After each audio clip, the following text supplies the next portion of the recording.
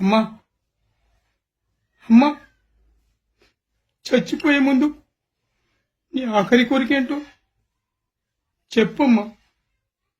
ఈ పెద్ద నీ చివరి కోరిక తీరుస్తాడమ్మా. ఈ పెద్ద చివరి కోరిక తీరుస్తాడమ్మా, తీరుస్తాడు. అమ్మా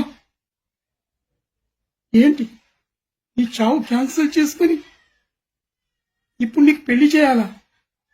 అమ్మా డాడీ చనిపోయి అరగంట కూడా కాలేదే.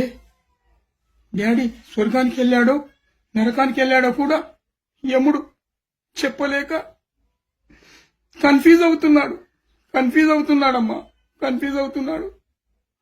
అమ్మా ఈ వయసులో నీకు పెళ్లి చేయాలంటే నేను చచ్చిపోతానమ్మా, నేను చచ్చిపోతాను.